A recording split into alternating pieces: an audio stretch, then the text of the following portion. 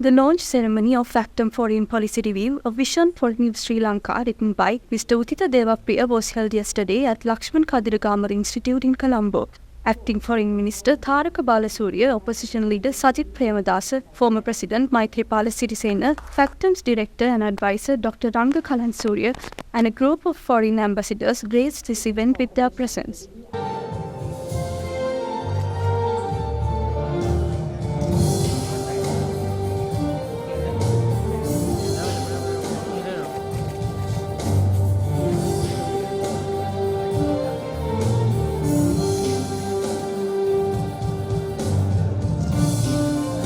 But let me welcome you to the event that we are launching our Factum Foreign Policy Review.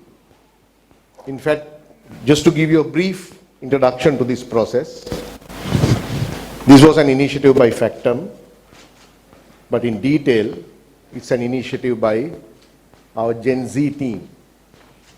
All these researchers are below 30. So last year, especially after Aragalaya, the mass protest, this young team suggested to us, shall we do some exercise on foreign policy review? Shall we go to the grassroots?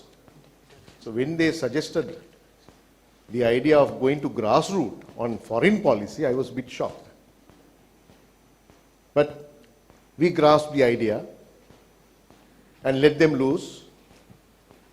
They went along the country, covered all 9 provinces, talked to the people, including our Adivasi chieftain. They will explain what they did, this team. And they did interviews, about 25 interviews, and now came up with a report. So your presence today is a gift to them, appreciating their work, the Gen Z work, how the youngsters are looking at the world, and how they have formulated the foreign policy spectrum in their own way.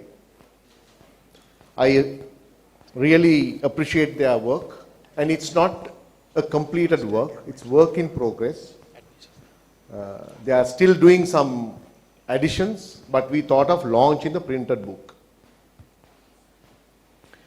At a time when the UN General Assembly is also taking place, and also at a time the government has embarked on a series of policy formations, including foreign policy. So what we are experiencing today is the work of this young group, and I was delighted to see when we heard our president speaking at G77 in Cuba 4 days back. He also drew the parallel to exactly the content of this publication, especially on technology and innovation and the digital transition of the country. But with all due respect, what we read last night on the online safety bill is entirely different. We have to think of aligning that according to the conceptions of the president, safeguarding the freedom of expression and promoting Sri Lanka as a digital space, digital friendly country. What should the distance be? Without taking much of your time, what we believe in this process is that policy making of a country should be transparent, should be consistent, and should have substance and value. So we have tried our best to ensure that. We have tried to contribute to that. And this has been an isolated process in the presence of the Honorable Acting Foreign Minister and the Chief of Staff to the President. I should admit the fact that it had been an isolated process. We would prefer to amalgamate this process with the ongoing policy formation of the country, especially in the foreign affairs. So we can contribute to the process. At last, let me congratulate my team, our Factum youngsters who embarked on this exercise, and let them tell you the story in detail, how they proceeded. Thank you. Sri Lanka as a nation has always been at the crossroads of various cultures and civilizations. Our strategic geographical location in the Indian Ocean has historically made us a melting pot of influencers from across the world. This rich heritage provides us with a unique opportunity to craft a foreign policy that is inclusive, pragmatic, and forward-thinking. But I will be honest with you at this moment, I'm not so sure that foreign policy is something that should be crowdsourced. I feel that the foreign policy is, it's certainly we can get the ideas from everybody, but it is not something like the where it's a crowdsourced document. We need to have a crowdsourced document. Certain things needs to be kept to the specialist. First and foremost, our vision for New Sri Lanka involves embracing multiple alignments. We recognize that the world today is not divided into rigid blocks as it once was during the Cold War. Gone are the days when the world followed a two-spear approach of either aligning with the East or the West, and when countries were aligned based on security, economic, political, and ideological considerations. If you look at the past when the world was aligned into the Western Bloc and the Eastern Bloc, the ideologies, the economic model, and many other, and the security considerations was also evenly divided among the blocs. The Western countries had the NATO, they still do, and the Eastern Bloc had the Warsaw Pact. But it's not the case anymore. Okay, we have now different spheres. We have a different security sphere, we have a different economic sphere, and then we have a different technology and a lot of other spheres. So we need to operate in these different spheres. Events and development in recent years have changed this equation, and very structure of the international order is undergoing profound transformation. In fact, what defines power and determines national standing is no longer the same due to various factors, such as technology, trade, and connectivity, which are central to the new world order, while issues such as poverty, climate change, and pandemic preparations and response, among others, also contribute to geopolitics. Instance, the world is characterized by multipolar order, with powerful and influence dispersed among various nations. In this context, we must pursue a foreign policy that allows us to engage with multiple partners simultaneously while maintaining our neutrality. This approach ensures that Sri Lanka remains sovereign and independent in its decision-making while benefiting from the diverse opportunities that cooperation with different nations bring. Whether it is strengthening the economic ties with our neighbors in South and East Asia, enhancing maritime security in the Indian Ocean, or fostering cultural exchanges with countries across the globe, multiple alignments empower us to pursue our national interests effectively.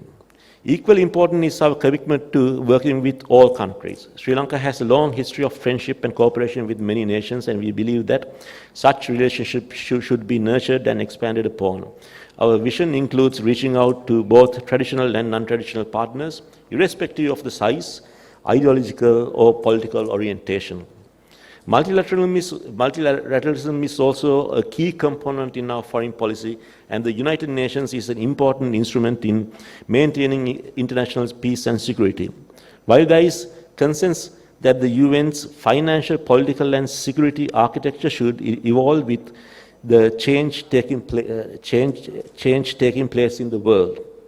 And we believe that while countries will align differently based on the issues and needs, it is important for us to, for all countries to work together for the common good for of all countries. In this regard, Sri Lanka continues to play a dynamic role in the UN, both in New York and Geneva, while also playing an active contributory role in United Nations peacekeeping operation. We understand that the global challenges such as climate change, pandemics, terrorism, and transnational crimes require collective action. Therefore, we will actively engage with international organizations such as the United Nations Regional Forum and multilateral bodies to address these pressing issues. In doing so, we will not only continue to global stability, but also enhance our own understanding in the international community. And in order for us to have effective multilateralism, we also believe that the global financial and the political architecture, particularly in the United Nations, has to change. And if that does not change, I think we'll be repeating the mistakes of the last century. We are also mindful of the challenges due to our strategic importance in balancing our relationship with India and China.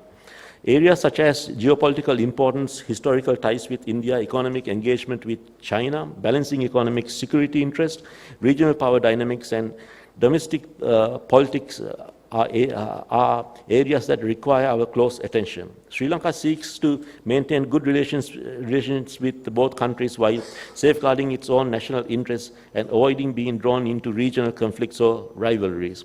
We are also aware of India's security concerns, and that will remain an important element in our relations. Our country's ability to effectively balance this relationship will continue to be key aspects of our foreign policy in the coming years. We all know what happened to Ukraine. We don't want to make the same mistake. We also have to understand the power dynamics of that region.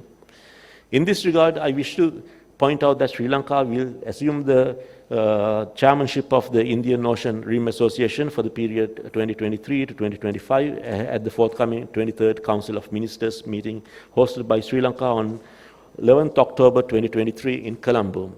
The Council of Ministers meeting will be presided by the 25th meeting of the Committee of the Senior Officials. This is the second time that Sri Lanka will assume the IORA chairmanship, having previously served as the chairman from 2003 to 2004. Further, the Indian Ocean Rim Association is the only intergovernmental regional forum that brings together 23 states of the Indian Ocean with 11 dialogue partners in the association. Sri Lanka is a founding member of the association.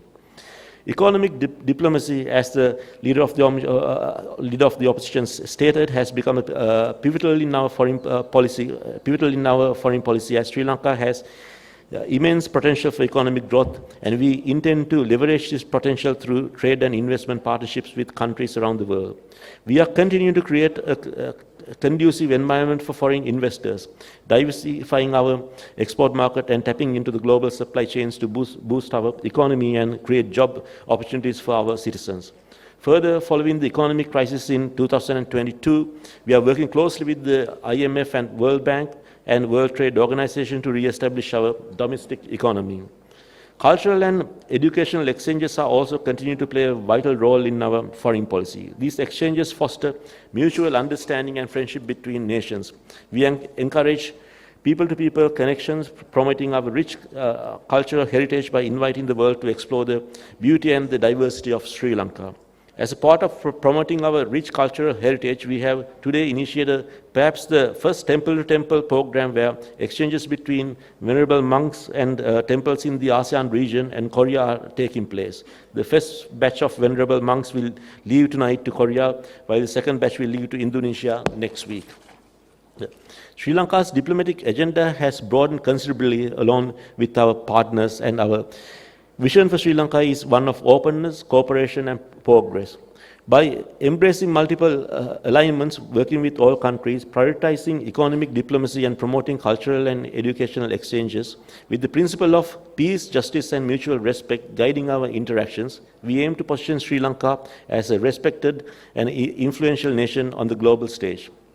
Together, we can build a better future of Sri Lanka and contribute to the well-being of all humanity.